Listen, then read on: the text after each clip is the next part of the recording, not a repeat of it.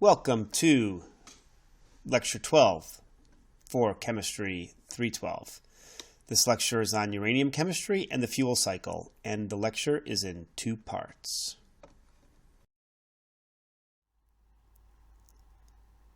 This lecture on uranium chemistry and the fuel cycle is in two parts. The readings for both parts are the uranium chapter, the chemistry of the actinides and transactinides. This is linked on the website. This lecture is going to cover the chemistry of uranium. We're going to explore the chemistry of uranium, how it's different than some of the transition metals. What are some general trends that we're going to see with the actinides based upon this uranium chemistry?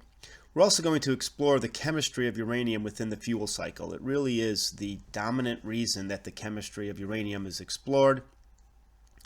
And we're going to bring out an understanding on the chemistry of the fuel cycle based upon speciation, what we discussed previously, the chemical form of the uranium, the oxidation state of uranium, that's going to have a change of the chemical behavior. Uranium has multiple oxidation states, as many actinides do. We're also going to talk a little bit about the ionic radius and molecular size and how that plays a role in some of this chemistry. Okay. The first part of the lecture, part one, is going to cover solution chemistry of uranium.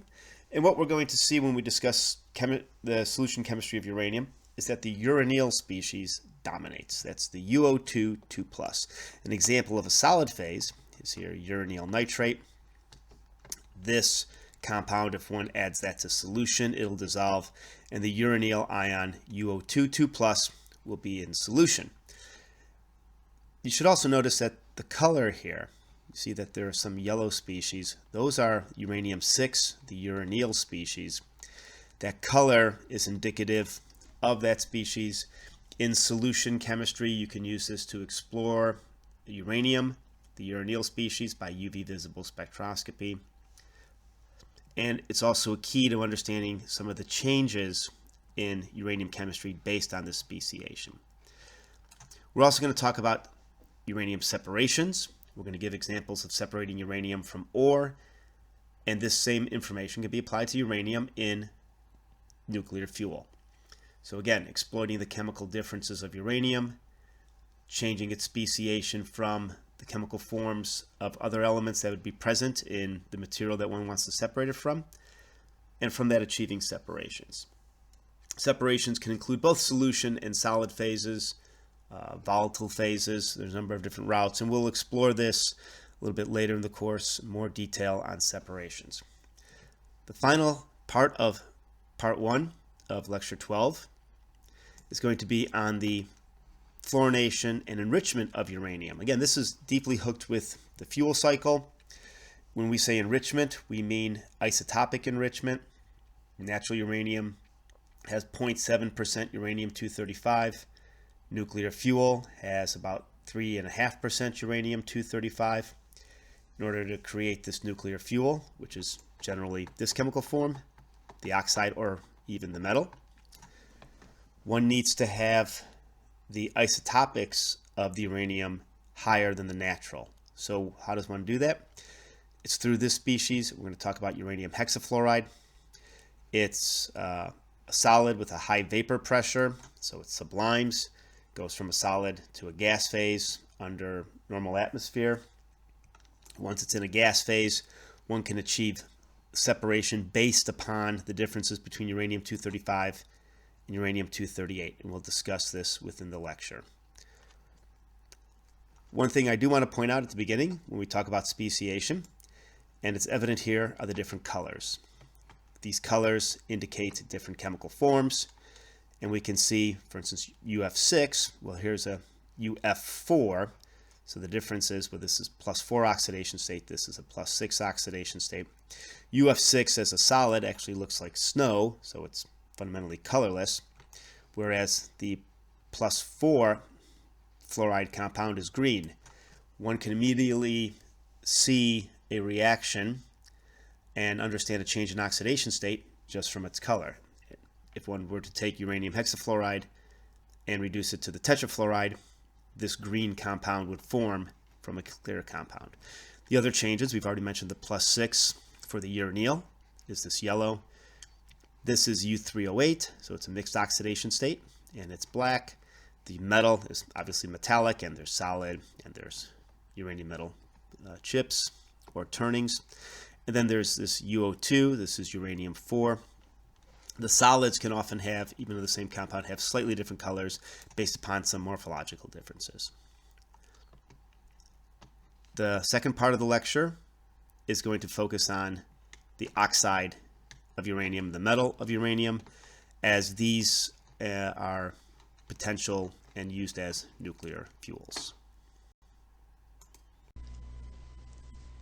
The nuclear properties of uranium, particularly uranium-235, fission process, drove an understanding of the separation and speciation of uranium in a number of systems. As we discussed earlier about the fission process in previous lectures, fissile isotopes are required particularly for thermal neutrons. As we showed previously, uranium-233, uranium-235 are two uranium isotopes that undergo fission. Plutonium-239 also undergoes fission. In a reactor system, one needs a sufficient concentration and geometry, particularly of these isotopes, to achieve the fission process. In uranium, one of the natural isotopes is 235, shown here, 0.7%. 233 can be made by the neutron capture of thorium-232, making thorium-233, which beta decays protactinium-233, beta decays uranium-233. And plutonium-239 is made by the neutron capture of uranium-238, creating uranium-239, beta decay to neptunium-239, and then to plutonium-239. In this way, these two isotopes, uranium-233 and plutonium-239, can be created in a neutron flux. For the natural amount of uranium-235 in nature, for purposes of a reactor, one would like to enrich the amount of uranium-235 in the material that goes into the reactor compared to what's found in nature. And as we see here from our fission cross-section, here we have some data that's plotted for the fission of uranium isotopes, the cross-section plotted against neutron energy. And as we see for the 235, we have fission at thermal neutron energies, and for 238, we do not have fission at thermal energies. So this means if we're going to have a thermal reactor, we're going to need to enrich the amount of 235 in the material compared to the environment. In the environment, we have under 1% of uranium is in the 235. In nuclear fuel, it's over 3%. So we'll discuss how one does this enrichment, and it does drive the chemistry or the chemical investigation, understanding the chemistry of uranium. In a reactor, as we discussed in fission, there's lots of heat that's produced. We get about 200 MeV of energy per fission. That heat is then transferred to a coolant. That fluid is used to turn a turbine, and then that's used to produce electricity. And also, as we discussed in fission, we showed that the process was identified in 1937 by Hans Strassmann and Meitner, that we get this 200 MeV per fission event. Compared that to alpha decay, which may go up to 10 MeV, or beta, which is just a couple MeV. And we also get 2.5 neutrons on average produced for a fission of uranium-235. This means that we can develop a sustainable chain reaction when we have a fission process where one of the neutrons can come off and then fission another uranium isotope.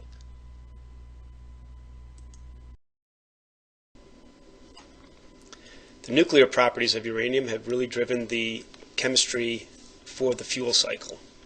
Here's an overview of basic chemistry of uranium for the fuel cycle, everything from removing the uranium from the ore, both separations to the formation of U308, then taking that material, converting it to other forms of uranium, such as uranium dioxide, uranium tetrafluoride, which gets converted to the hexafluoride for enrichment, and then uranium metal, which is also potential fuel.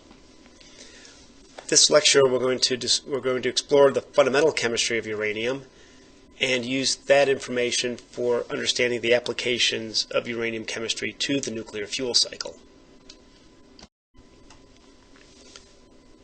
once uranium is enriched, it can be pressed into pellets, primarily UO2, in existing commercial nuclear reactors. These are pressed into pellets as you did in one of the laboratories. Those pellets are then inserted into tubes, those tubes into assemblies, and then these assemblies get placed together inside of a reactor. Other species of uranium can be used for fuel, such as nitrides, carbides, metals, and also other actinides.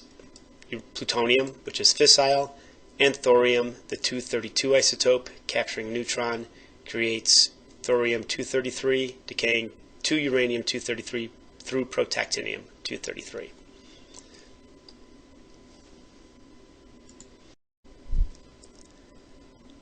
The chemistry of uranium is complex and interesting due to its multiple oxidation states. Great examples have shown here of different oxidation states and different compounds of uranium resulting in different colors, and we observed these in one of the laboratories. The chemistry of uranium will be exploited for understanding separations in solution and also utilizing in enrichment, making a volatile form of uranium. Also separation of uranium from the ore and separation of the isotopes we'll also explore through a non-chemical process, primarily physical processes involving diffusion, gas centrifuges, and lasers. In the environment, there are over 200 minerals that contain uranium. The bulk of these are oxidized uranium, and reduced forms as oxides, phosphates, or silicates have also been identified. Their classifications are based upon the coordination polyhedra of the crystals that make up these mineral phases. An example of an interesting mineral phase is here is pyrochlore, which has an ABO structure. And what's interesting about pyrochlore is that pyrochlores containing uranium are found in the environment. They've also contain lanthanides, so often lanthanide materials will contain uranium and thorium. And these materials are also potential host forms for radioactive waste, since you see here that they can contain a number of metal ions, including the actinides and fission products. Some of the basic uranium solution chemistry is presented here. In solution, uranium is a strong Lewis acid. It's a hard electron acceptor, so it forms strong complexes with the fluorides in the halide group and weaker complexes with the iodides. We see the same trend in the oxygen and nitrogen groups. The hydrolysis behavior, the tetravalent uranium species hydrolyzed to the greatest extent and the pentavalent to the least extent. Overall, in solution, uranium-3 and uranium-5 have very little data. Similarities are drawn from the lanthanides or pentavalent actinides such as neptunium. Uranium-6 as the uranyl, which we'll discuss, is the most stable oxidation state in solution. Uranium-5 and uranium-4 can also be in solution, but uranium-5 is very prone to disproportionation, in other words, oxidizing to uranium-6 and reducing to uranium-4. Now, the relative stability of some of these compounds can be changed based upon pH and complexation to ligands, and we'll explore that in a little bit. The main driver of this chemistry and why uranium has these, in the 6 has these uranyl behavior, has to do with the 5f electrons, and we'll demonstrate that with molecular orbitals. Looking into more detail on the oxidation states of uranium, we see that the trivalent and tetravalent uranium species are mainly related to synthetic organometallic compounds, non-aqueous solutions. And here's an example of an EH diagram where the potential and the concentration of species are shown. And what's demonstrated here, this line shows the stability of water. So under these conditions, the solutions are, the compounds on this side are stable, compounds on this side are not stable. So we see that uranium-3 is on the unstable side of this line, whereas uranium-4, 5 listed here, that, by the way, that should be a plus, not a minus, and 6 can be found in solution. The other thing we want to point out is by changing the solution concentrations, in this case if we look at something very basic with a lot of carbonate, we see that uranium-5, shown here, is stabilized to a greater extent through the formation of this carbonate species. So by changing the ligand conditions, we can change the speciation of the system and stabilize different oxidation states. Now, uranium-5 and uranium-6 compounds have what are called these eel oxygens, where you get a uranium double bond to an oxygen, relatively short distances, and this characteristic plays an important role in the chemistry of uranium.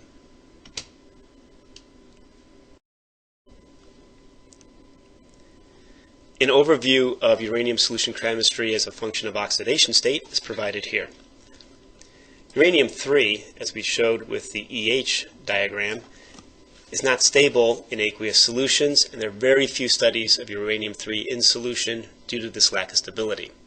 There's no direct structural information on uranium-3, however, comparisons with trivalent actinides and lanthanides can be used to lend information on the expected structure of uranium-3 compounds.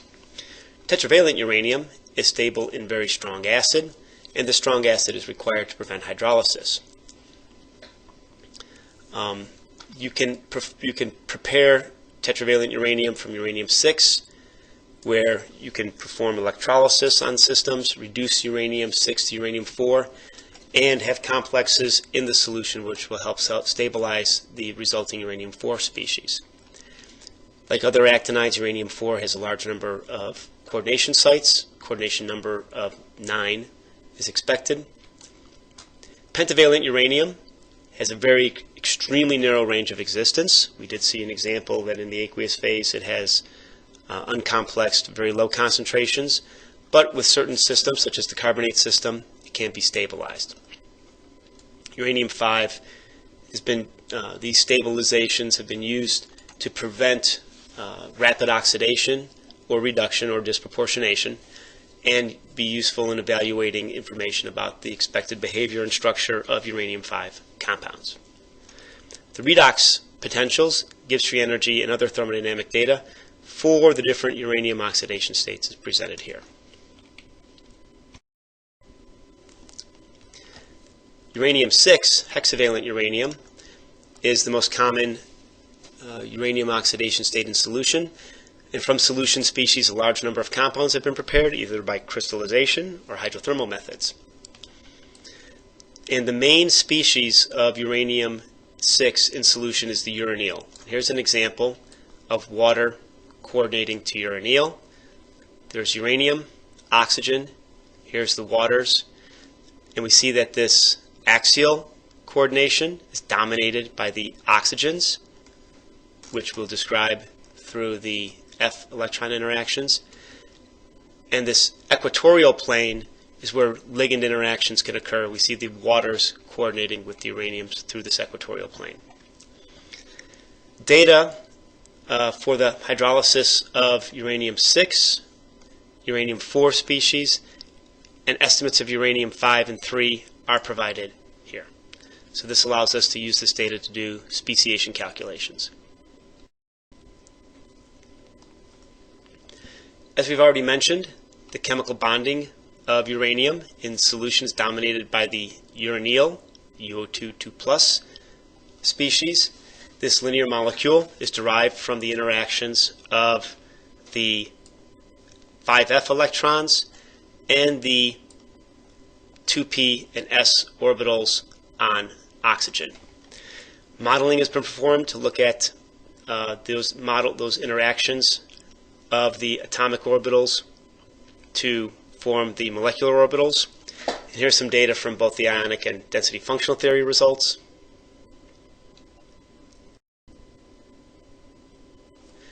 The molecular orbital is shown in more detail here, where here are the orbitals from the uranium atom, the 6d 5f, and the oxygen atoms shown here. There's 2 oxygen atoms.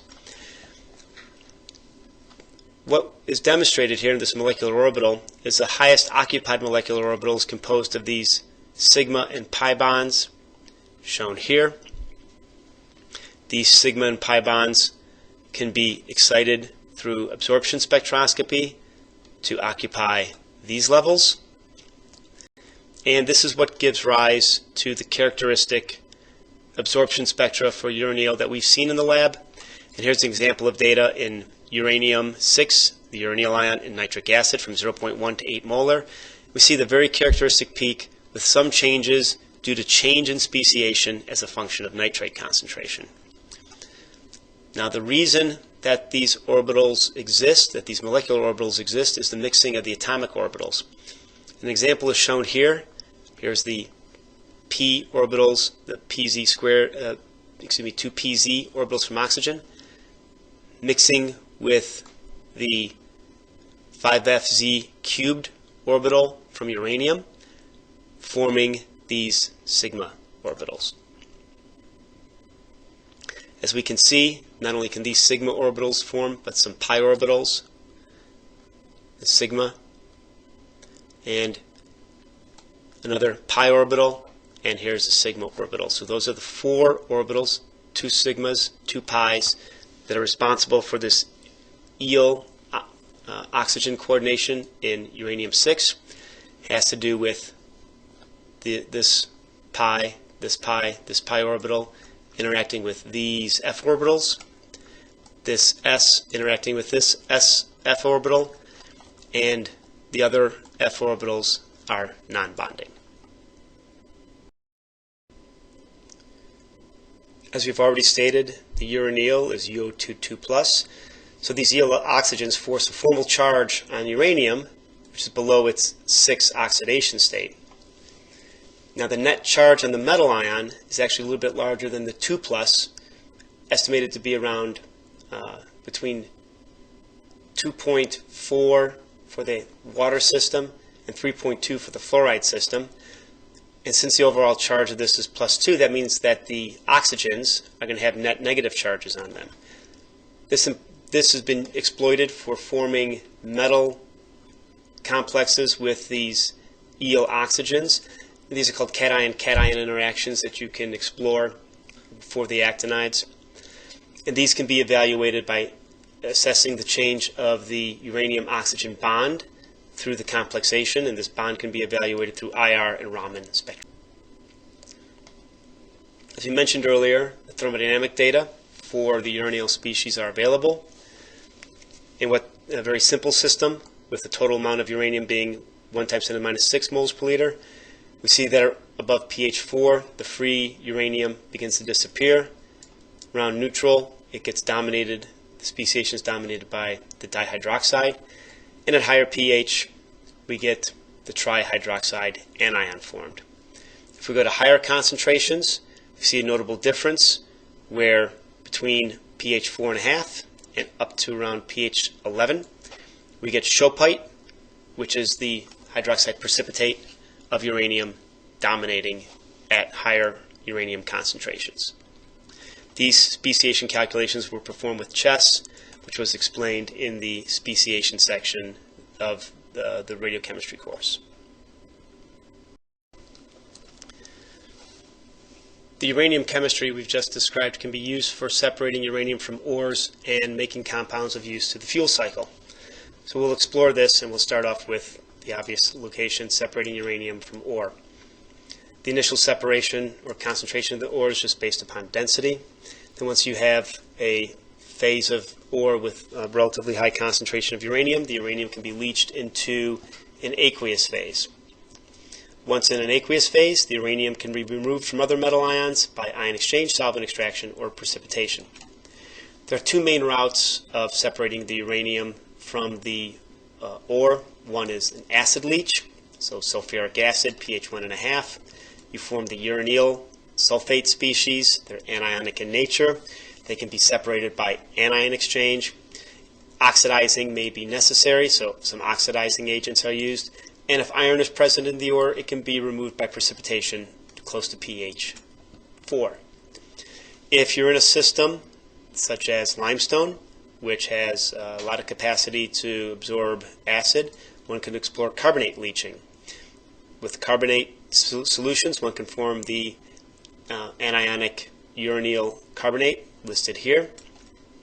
Under these conditions, most other metal ions will be precipitated, so you can achieve a relatively rapid separation of uranium in the solution phase, other metal ions in the solid phase.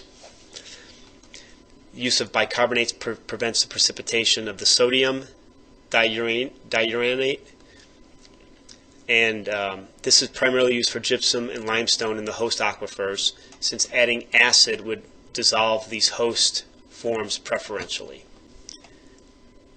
Once in solution, the uranium forms can be recovered through anion exchange, solvent extraction, or chemical precipitation. Example of anion exchange is listed here, where both these cations of the carbonate or sulfate species can be loaded onto an anion exchange resin and then eluted with either weak acid or a salt solution. In the solvent extraction system, which we'll describe in a little bit more detail coming up, it's similar to the tributyl phosphate system that was explored in one of the labs. You can have a continuous process. However, the solvent extraction is not well suited to the carbonate system, so it's better suited to the acidic sulfate system. Chemical precipitation. One can precipitate the uranium out by the addition of a base, peroxides, or ultimately the formation of the ammonia diuranate, the yellow cake, which is shown here. And then heating most of the precipitated chemical forms results in the U3O8 or even UO3, depending upon the level of oxygen and temperature in which the heating is performed. Here's an example of uranium purification by solvent extraction, similar to the tributyl phosphate extraction that was done in the laboratory, except in this system, a pulse column is used. These columns, for instance, we would have a feed tank that would hold the solution containing the uranium, a column with tributyl phosphate. The aqueous phase would be added to the pulse column, migrate down. As that drop moves down the column, it will exchange, it will form the uranyl nitrate tributyl phosphate species, which then gets extracted into the column. The aqueous phase going here, the organic phase containing the uranium here. The organic phase is taken, added to the scrub column, so this could be the same concentration of acid, so let's say 3.5 molar. As the organic bubbles float up, any metal ions that aren't the uranium can be preferentially removed. The uranium preferentially stays in the organic phase. This organic phase is then transported to a strip column. This contains a lower acid concentration. The tributyl phosphate moves up and leaves behind the uranium in the aqueous phase, in which the uranium can then be collected and formed into uranyl nitrate.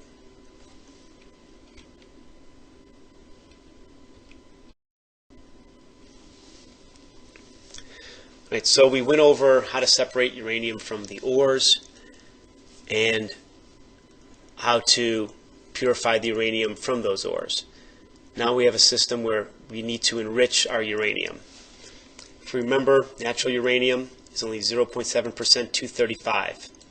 Depending upon what the needs are, for instance, a light water reactor, where we need 3.5% enriched uranium 235, or for a submarine reactor, over 90% enrichment. The process is going to need to be used that takes that uranium from 0.7% uranium 235 to the desired percentage of uranium 235.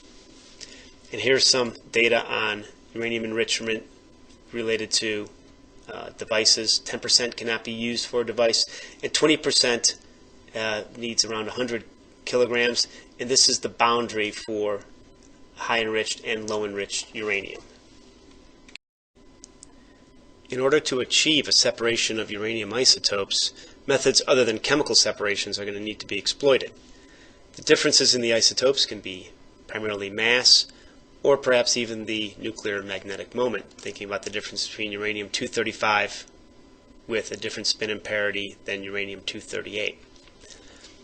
Mass-based separation utilize uranium hexafluoride. Uranium hexafluoride is volatile, as we can see here from the phase diagram.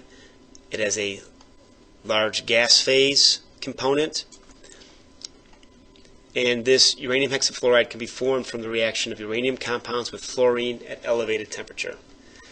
This material, the uranium hexafluoride, has a density of about 5 grams per liter, sublimes in normal atmosphere, going from the gas to the solid, and has a vapor pressure of 100 torr, or 1 atmosphere at 56 degrees. So if we took this material, heated it to 56 degrees, we'd have an atmosphere pressure of uranium hexafluoride above it. The molecule has OH symmetry with uranium-fluorine bond distances of about 2 angstroms. The structure of the molecule is provided here. Very simple OH symmetry. The material has very low viscosity, as shown here. It's on the order of water. This is a useful property for enrichment.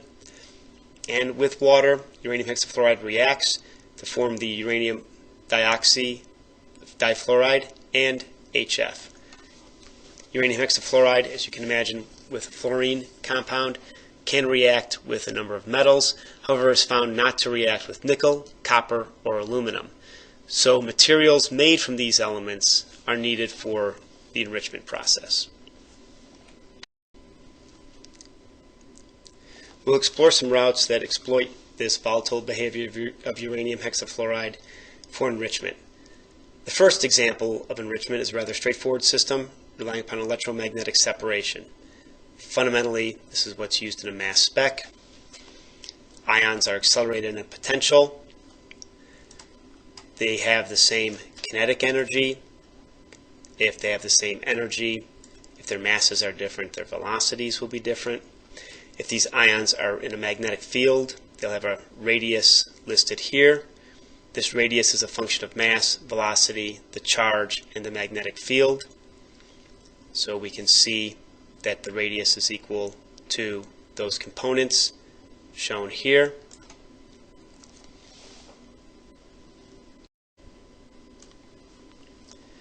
And it turns out that the radius of an ion is proportional to the square root of its mass. So we have a way of achieving a separation. Ions of different masses will have different radii if we put them into this system. The higher the mass, the larger the radius. So this is what's exploited in electromagnetic separations. The other components that are necessary are relatively low beam intensities. High beam intensities have high beam spreading. So if we're achieving the separation based upon the change in the radius, see the radius is a function of mass. If we have high beam spreading, the spreading can be on the order of the differences in the radii, limiting the ability to have separation. During the Manhattan Project, calutrons were developed to exploit this fundamental property in separations. These calutrons were developed by Ernest Lawrence based upon the cyclotron. It's the California University tron. They have high energy uses. In Iraq, they were developing calutrons, and they required a great deal of energy. During the Manhattan Project, the calutrons shown here, there were two, an alpha and a beta. Here's an example of the calutron. Here's a schematic of the calutron. And fundamentally, you can think of this as an NMR where you would need to shim these magnets. As long as the magnets are kept in the right field, the magnetic field achieves the separation of the different masses. So this can be achieved by looking at the path that would be taken by the heavier isotope, which is shown here, and the lighter isotope, which is shown here. So obviously, if we were injecting uranium into this system, the uranium-235 would collect here, and the uranium-238 would collect here. As long as the magnetic field was constant, the different uranium isotopes would land in these different spots.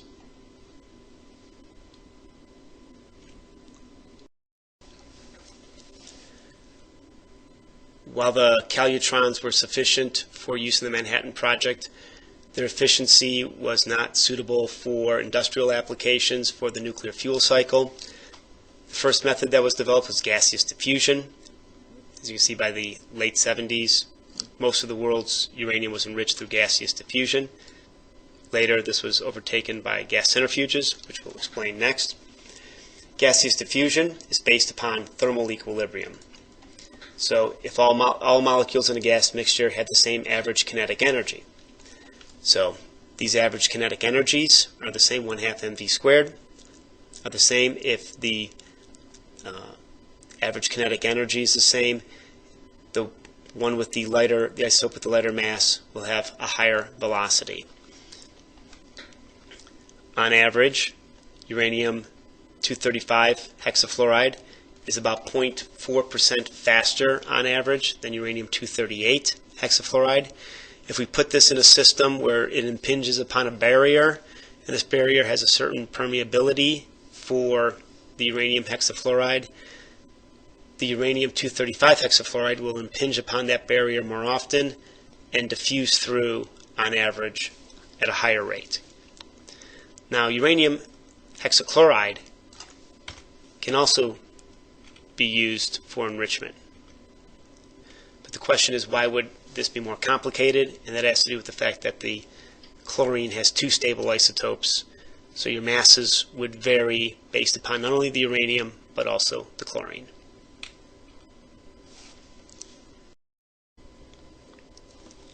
So the uranium-235 hexachloride, being lighter, would impact the barrier more often and have a higher probability of diffusing through that barrier.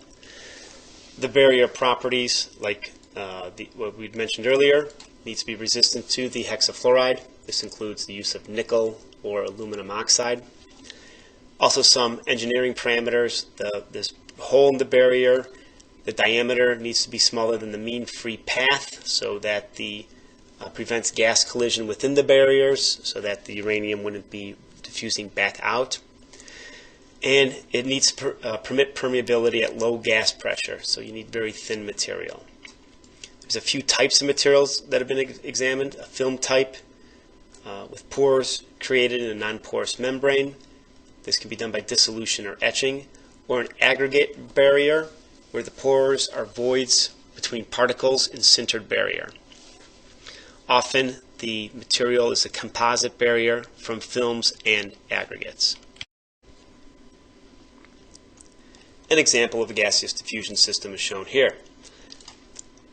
The uranium hexafluoride would be introduced in this stream, travel along this tube, contact the barrier, where after contacting the barrier sufficient times, permeate through the barrier. Some of the controls of this include heaters, coolers, and compressors to control the gas. Most of the time they operate at above 70 degrees and pressures below 1/2 atmosphere. You can quantify the behavior of an enrichment cell by this factor being the R of the product and the R of the tail, where R is the relative isotopic abundance, the number of 235 divided by the number of 238 atoms. From an ideal barrier, we would have something where the product and the tail, so this would be the tail, what makes it through the diffusion barrier, and the product, what comes on the other side. The product would be equal to the R of the tail times 352 divided by 349. That's the mass of the hexafluoride for the 238 and 235 respectively, and the square root of that, since we're talking related to the kinetic energy, and it's the square root of the velocity. The ideal system would have a Q of 1.00429, very small value for enrichment.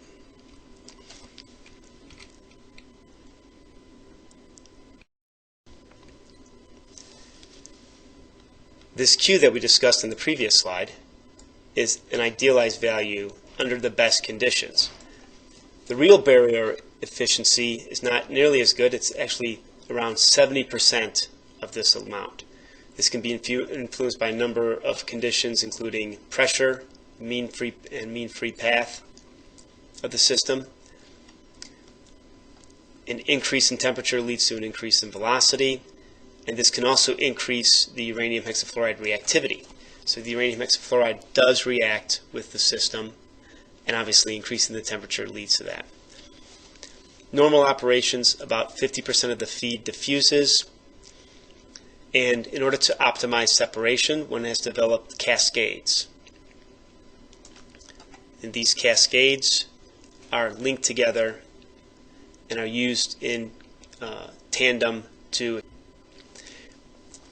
Here's an example of a cascade where uranium will come in, the product will be fed to another, and then another, and then another, and then another. And as you can imagine, if we had this very simple cascade, we do not, a good deal of the gas does not go through the enrichment process, so it winds up being a very wasteful process. Another route are countercurrent, both symmetric and asymmetric countercurrents, where product goes through and the resulting tails get refed into the system. So your feed is moved around straight through where the tails can be reintroduced. The cells in this case tend to be bundled together, and we get a decrease in cells at higher enrichment.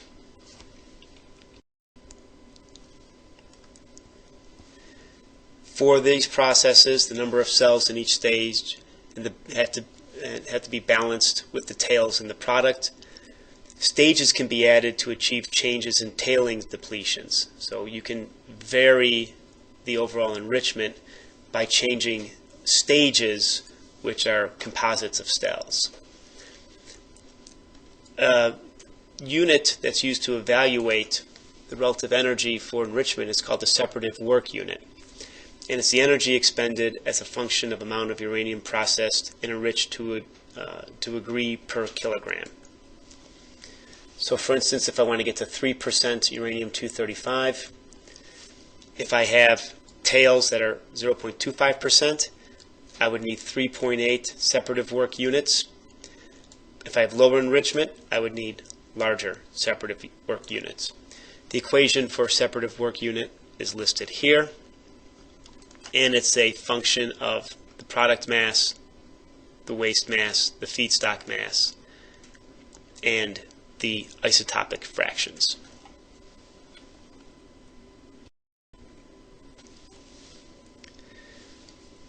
The gas centrifuge is what's commonly used today and has surpassed the gaseous diffusion method as a way for enriching uranium.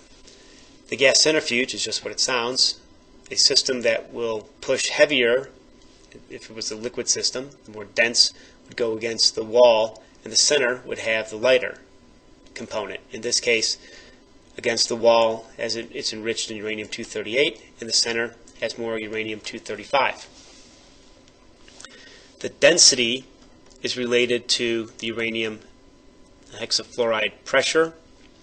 The density minimum is at the center, and you can actually look at the density as a function of the radius with this equation, where the terms include molecular mass, the radius, and the angular velocity, so fundamentally how fast this centrifuge moves.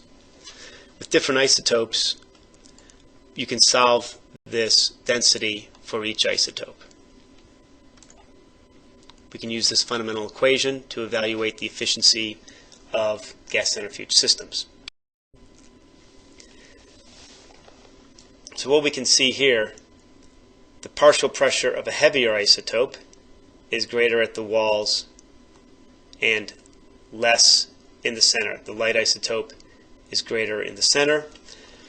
So if we had a system where we can bring a gas into the centrifuge, spin the centrifuge, collect from the center, we would preferentially be collecting the lighter isotope. Now compared to this stage separation Q that we looked at for the diffusion system of 1.004, for a gas centrifuge it's much higher. For a system of a 10 centimeter radius and for a frequency of 100 hertz for uranium hexafluoride, Q is 1.26.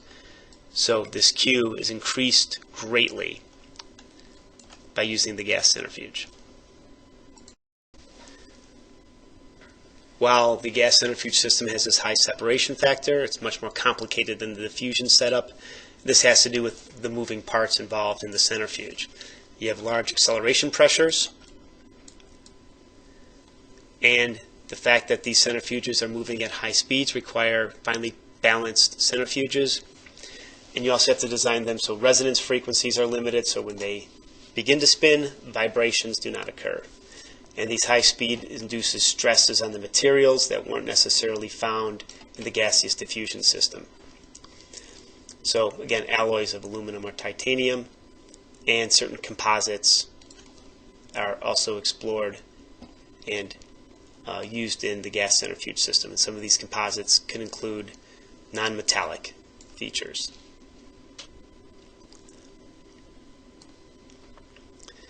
So here's an example of a gas centrifuge where we can feed gas in, it's spun, we get the diffusion concentration of the heavier gas on the outside, lighter gas on the inside. The light fraction can be taken out through the center. The products are removed by a top scoop, the tails are removed by a bottom scoop, with the feed being introduced into the center. So this is superior stage enrichment compared to gaseous diffusion, and it needs fundamentally less power to achieve higher separations. So a 1,000 megawatt electric reactor needs 120,000 SWUs, separative work units, per year. In a gas diffusion, you get on the order of 9,000 megajoules per SWU, where the centrifuge is only around 200 megajoules per SWU. And here's an example of a cascade system of gaseous centrifuges, where we would take the gas, feed it into the center, remove the light and the heavy fraction, then feed that into the next centrifuge. An advanced separation that's under exploration is laser isotope separation. In this, you're actually looking at atomic differences between uranium-235 and uranium-238 to achieve separation. These differences are often observed in the visible part of the spectrum, but they're relatively small. The energy differences between the atomic electrons in the different isotopes is small, generally so small that it's not generally achievable. However, with lasers, one can tune to the exact transition species and produce a molecule of a given isotope in an excited state. There's three classes of laser isotope separation: photochemical, atomic photoionization, and photodissociation. The photochemical, it's a reaction of an excited state of the molecule, so that the molecule that's preferentially excited, that isotope will have a different state, different excited state that can be reacted. With atomic photoionization, the isotope that's targeted will be ionized, so then it can be separated. Or they can undergo photodissociation, where instead of being uranium hexafluoride, it can be transformed to uranium pentafluoride. There's two examples: AVLIS, which is an atomic vapor laser isotope separation, and MLIS, the molecular laser isotope separation. And we'll explore these methods. AVLIS uses a uranium metal vapor, so it's produced by an electron beam, and you take this uranium metal vapor and it goes into a gas phase, and you have multiple ionization steps. Uranium-238 has an absorption peak at 502.74 nanometers and the 235 502.73. So what one can do is multiply ionize the uranium-235 preferentially, first by hitting this 502.73, make an excited state, and then take that excited state, ionize it, and then the uranium that's ionized is deflected by a magnetic field, thereby enriching the uranium-235, and like the other systems, one would need a cascade.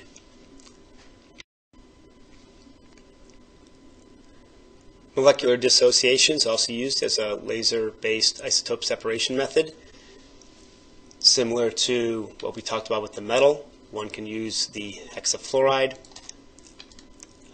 You can initially excite the uranium-235 hexafluoride with IR excitation. In that excited state, you can selectively take this excited state to the ionization state, where uranium hexafluoride is converted to uranium pentafluoride. The uranium pentafluoride is not a gas phase molecule. It precipitates out as a white solid. This white solid can be collected. It's preferentially enriched in uranium-235. It can be converted back into the hexafluoride and fed into another excitation system. Again, a process that needs cascades for the overall enrichment. Okay, this concludes the first part of the lecture on uranium and the nuclear fuel cycle. This concludes part 1 of the uranium chemistry and fuel cycle lecture. We explored the solution chemistry of uranium, talked about separations, then we ended the lecture with fluorination and enrichment. We went over a lot of details on the enrichment process, but you should understand the role that uranium hexafluoride plays in the enrichment process, how the enrichment process operates, fundamentally by exploiting the mass difference between the uranium-238 hexafluoride and the uranium-235 hexafluoride. However, we also discussed laser enrichment, some of the details on the engineering related to the enrichment process, the cascades, how the cascades work together. That's more detail. That's not necessarily something that I would expect you to understand in detail from this lecture, but it is providing extra information so you have a full picture of the process. When you've completed this lecture, please continue on to part 2 of the uranium chemistry and fuel cycle lecture, where we're going to focus on uranium oxide and uranium metal.